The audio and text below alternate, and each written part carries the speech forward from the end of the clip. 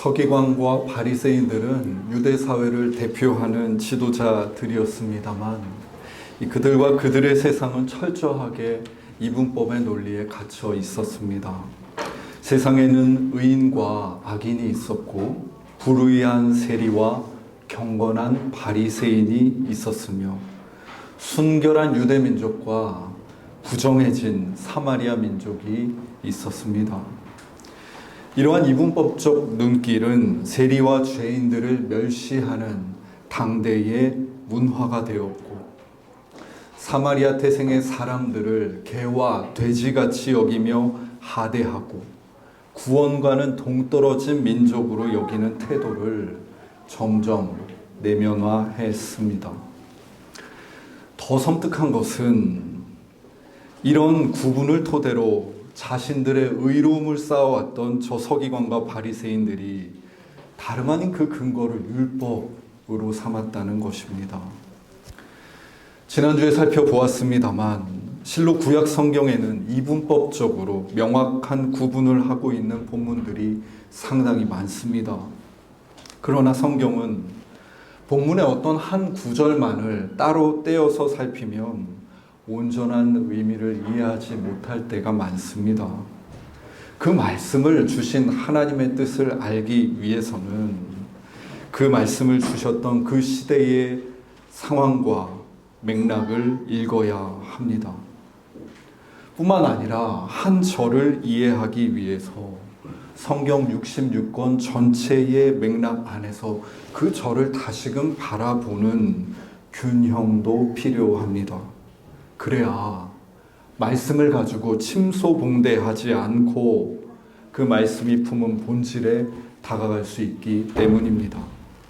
그러나 서기관과 바리새인들은 율법을 주신 그 하나님의 뜻을 역사적, 상황적 맥락 안에서 온전히 읽어내는데 실패했고 그저 손쉬운 이분법적 방법으로 단언하고 규정하며 사용하기를 즐겨 했습니다. 그래서 이 율법의 완성과도 같은 우리 예수님께서는 이 땅에 오셔서 그들의 잘못을 하나하나 고쳐주십니다. 사마리아 사람이 바리새인들과 제사장들보다 선한 이웃이 될 수 있다 라고 말씀해 주시고 멸시받던 세리와 죄인들에게 가셔서 오늘 너희 집에 구원이 이르렀다라고 선포해 주십니다.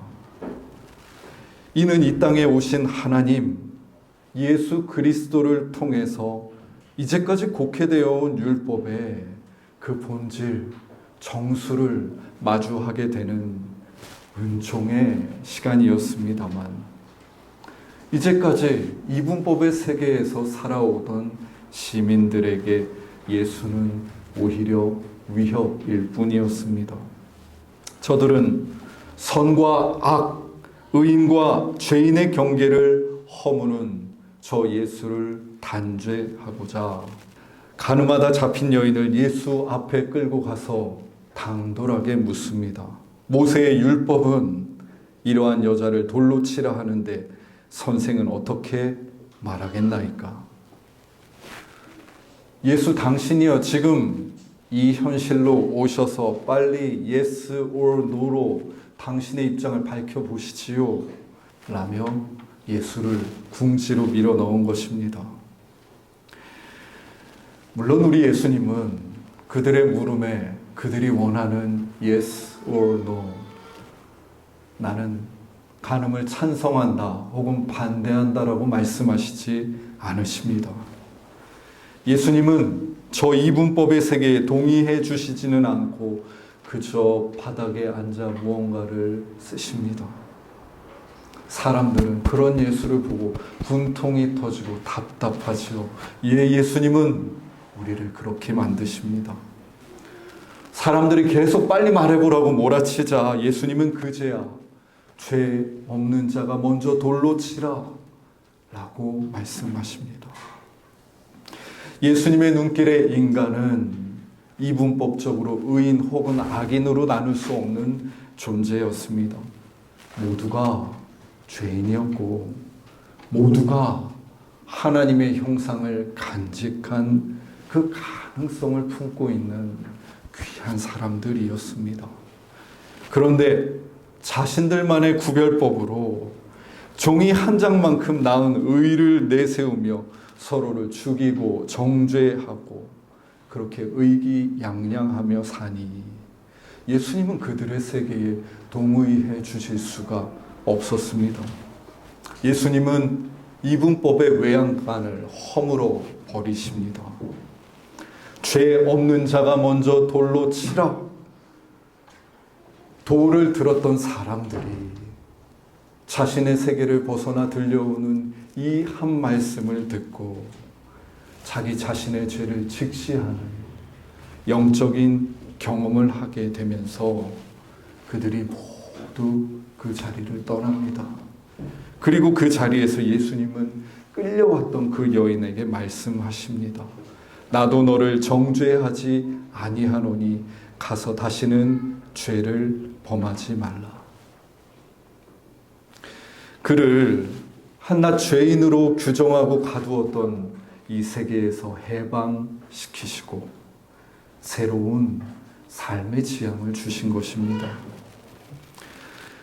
두말할 것 없이 예수님으로부터 구원을 얻은 그녀는 다시 이전의 세계, 저 이분법의 세계로 돌아가 살지 않았을 것입니다. 그는 예수님이 보여주신 새로운 눈길로 세상과 사람들을 다시 바라보기 시작했고 관계 맺었을 것이며 서로를 학대하고 죄인이요 가능성 없는 인생이라고 낙인하는 이들에게 아니 그렇지 않아도 된다고 예수를 통해 드러난 다른 길이 있다고 말했을 것입니다. 예수님을 만난 그는 비록 이 땅에 두 발을 딛고 살지만 예수님이 다스리시는 그 다스림 안에 그의 백성으로 살아갔을 것입니다. 이 이분법 세계의 절정은 단연 십자가 사건에서 나타납니다. 대제사장과 서기관들과 바리새인으로 대표되는 이 유다 지도자들과 유대 백성들은 자신들의 세계를 무너뜨리는 예수를 죽이기로 결정하고 십자가 형틀에 매답니다.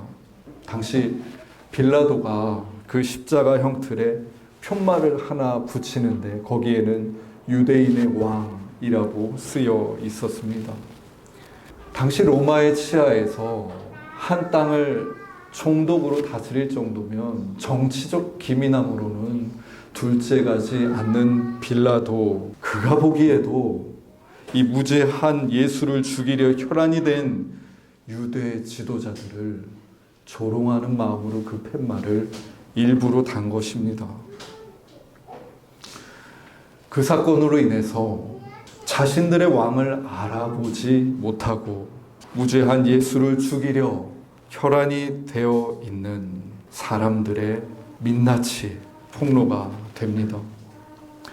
누가복음 23장 33절은 해골이라 하는 곳에서 유대인의 왕 예수를 십자가에 못 박았는데 두 행악자를 예수님의 좌우에 함께 매달았다고 증언합니다. 이러한 십자가 배치는 실로 많은 이들에게 유대인의 왕으로 여겨져 왔던 예수를 행악자들 한가운데 매달므로써 행악자와 한 통속으로 규정하려는 저들의 정치적인 노림수였습니다. 이렇게 공적인 죄인으로 규정된 예수에게 가장 큰 조롱은 무엇이었을까요? 바로 네가 너 자신을 구원해 보아라 라는 말이었습니다. 본문에는 이 말이 거듭됩니다. 35절에 관리들이 비웃으며 자신을 구원할지어다 라고 예수를 조롱합니다. 36절에 군인들이 희롱하며 유대인의 왕이면 너를 구원해라 라고 말합니다. 39절에서는 십자가에 매달린 행악자 한 명도 비방하면서 내가 그리스도가 아니냐 너와 우리를 구원하라 라고 말합니다. 그 세계의 지도자들이 규정한 예수의 모습을 그 세계의 모든 사람들이 그저 자연스럽게 받아들이며 그 조롱에 동참하고 있는 것입니다. 진실이나 진리가 중요한 것이 아니라 그저 힘을 가지니 다스리는 이들의 선동을 무비판적으로 동의하며 함께 조롱하는 해골에서 우리 예수님은 죽어 가십니다. 그런데 예수님은 그러한 분위기에 걸맞지 않는 이러한 말씀을 또 하십니다. 본문 34절입니다. 아버지, 저들을 사하여 주옵소서. 자기들이 하는 것을 알지 못함이니이다. 예수님은 이 해골로 대변되는 무지와 어둠 속에 자신들의 왕을 스스로 죽이고 있는 그 사람들을 미워하지 않으십니다. 오히려 용서하고자 하시고 그 무지에서 구원을 얻게 되기를 바라십니다. 그런데 이 어두운 골고다 해골에서 예상치 못한 풍경 하나가 펼쳐집니다. 오늘 우리는 이 풍경을 가슴에 품고 돌아가고자 합니다. 모두가 예수를 조롱하면서 너를 구원해 보라고 할 때에 예수님 곁에 매달려 있던 한 행악자는 그 십자가에 매달린 높은 곳에서 예수를 죽이려고 혈안이 되어 있는 그 세상과 그런 세상을 용서해달라고 말하는 유대인의 왕 예수를 번갈아 바라보게 됩니다. 그는 비록 행악자로 규정되어 죽임당하게 된 처지였지만 그 십자가 위에 매달려 보는 진실은 너무나도 또렷한 것이었습니다. 죄 없는 예수를 죽이는 저 유대 지도자들의 선동이 아니라 오히려 저들을 사해달라고 외치시는 예수님의 한마디에 진실이 있음을 그는 본능적으로 느낄 수 있었습니다. 이는 그가 죽음 직전까지 살아오던 평생에 단 한 번도 느껴본 적 없는 삶에 대한 태도였습니다. 눈에는 눈, 이에는 이라는 이 세상의 상식과는 전혀 다른 저 사랑과 용서의 세계는 무엇인가? 그는 삶의 끝자락에서 이제까지 그가 경험해온 세계가 전부가 아니라 예수를 통해 내가 경험하지 못한 새로운 세상, 새로운 다스림이 있다는 것을 경험하게 됩니다. 하지만 그는 이미 십자가에 매달려 있고 곧 숨지게 될 몸, 그가 무엇을 할 수 있을까? 그럼에도 본문 속에 그는 예수를 조롱하는 그 세상을 대항하며 섭니다. 41절입니다. 우리가 행한 일에 상당한 보응을 받는 것이니 이에 당연하거니와 이 사람이 행한 것은 옳지 않은 것이 없느니라. 그 십자가에 매달린 죄인이 오히려 세상을 향해서 옆에 있는 행악자를 향해서 진실은 이것이라고 소리치고 있는 것입니다. 나는 이제 당신들의 선동과 외침에 동참하지 않겠소 선언하는 것입니다. 나는 이제 당신들의 이분법적 정치와 정죄와 살인에 동조하지 않겠소 외치는 것입니다. 그렇게 그 세상을 향해 대항한 그는 예수님을 향해서는 이런 고백을 드립니다. 이르되 예수여, 당신의 나라에 임하실 때에 나를 기억하소서 하니. 당신의 나라라고 할 때 이 나라라는 헬라어 바실레이아는 왕국이라는 말입니다. 영어로 킹덤이지요. 이 말은 통치하다, 다스리다 라는 말에서 유래했는데, 한마디로 이것은 예수가 다스리는 그 나라의 백성으로 주님, 나를 받아주십시오 라는 고백입니다. 예수님, 늦었을지 모르지만 지금 당신을 나의 왕으로 모십니다.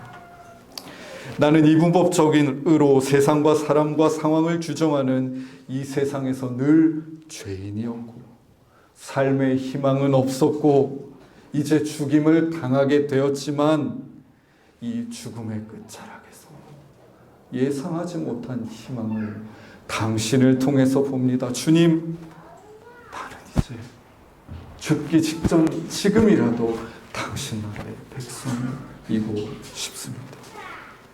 나를 규정하고 죽이는 이 세상이 아니라 나를 용서하고 구원하고 다시 일으키시는 당신의 다스림 안에 살고 싶습니다.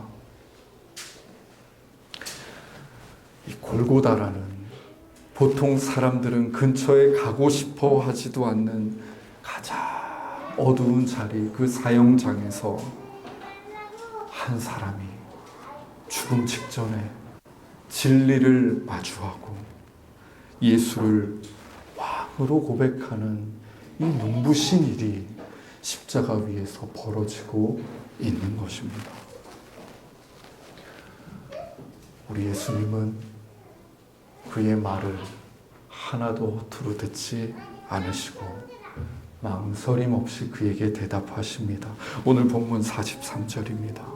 예수께서 이르시되 내가 진실로 내게 이르노니 오늘 내가 나와 함께 낙원에 있으리라.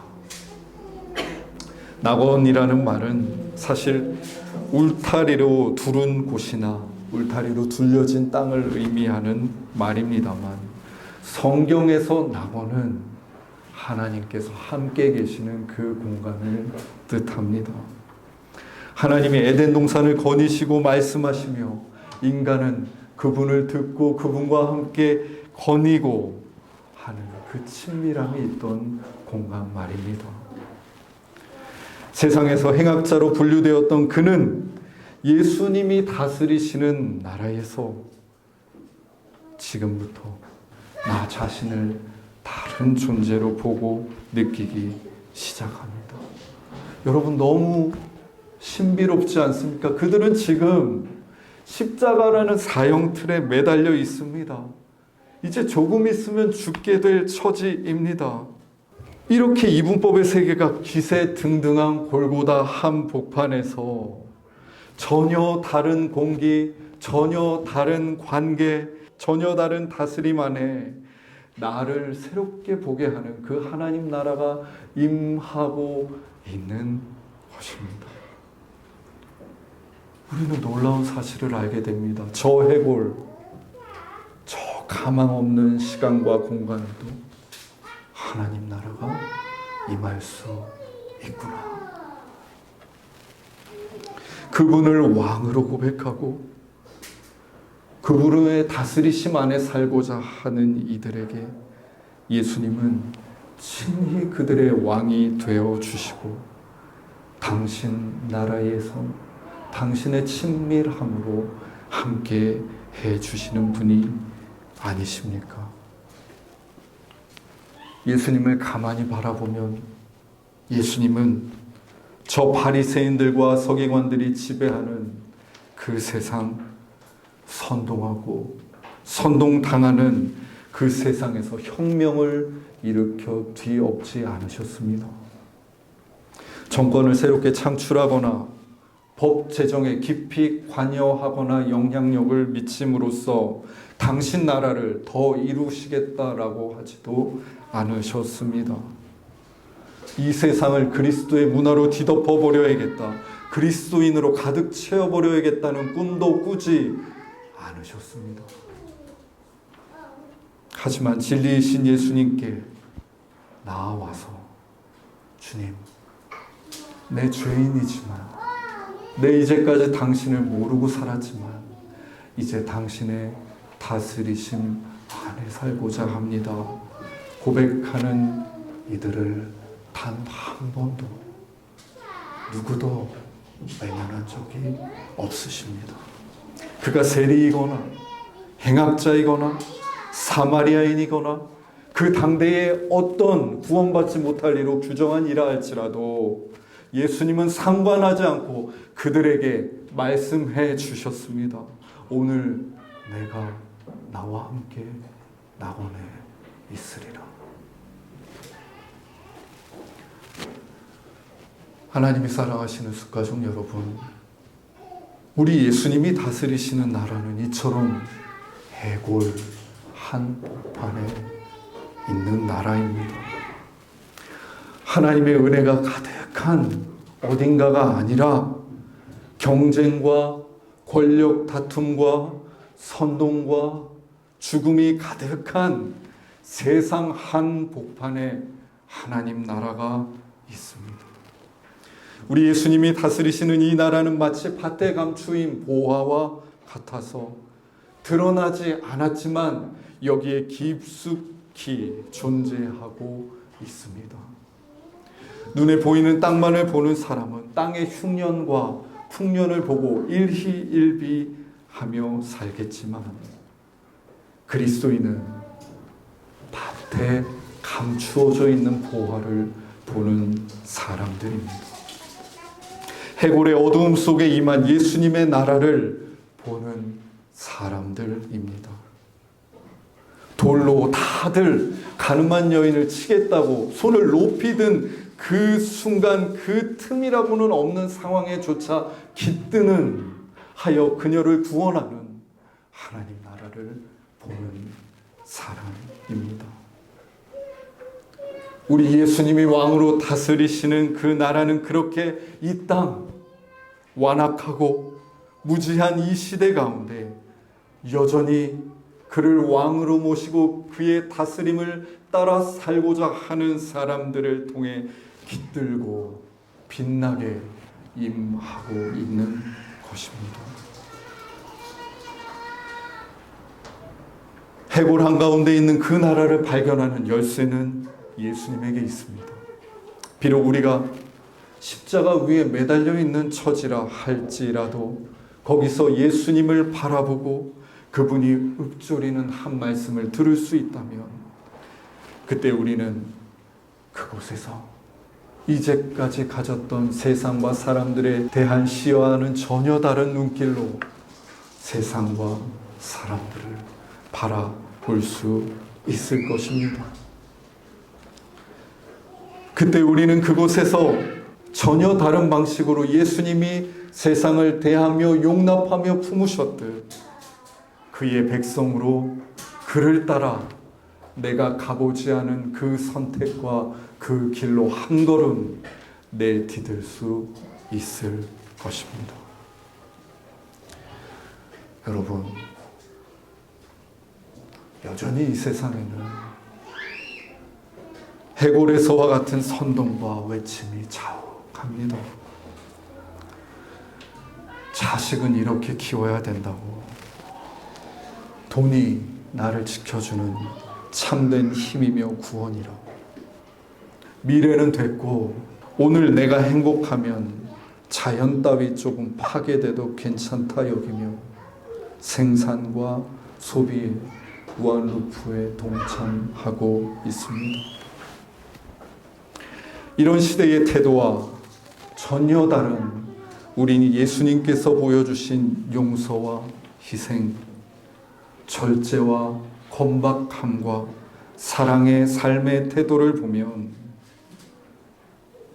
그런 삶도 있구나, 감격하는 세상이 아니라 그래, 그렇게 네 자신이나 구원해봐라, 조롱하는 세상입니다. 여러분, 그럼에도 불구하고 바로 그러한 이 세상에 우리 예수님의 다스리심이 있는 하나님 나라가 임하는 것임을 기억합시다.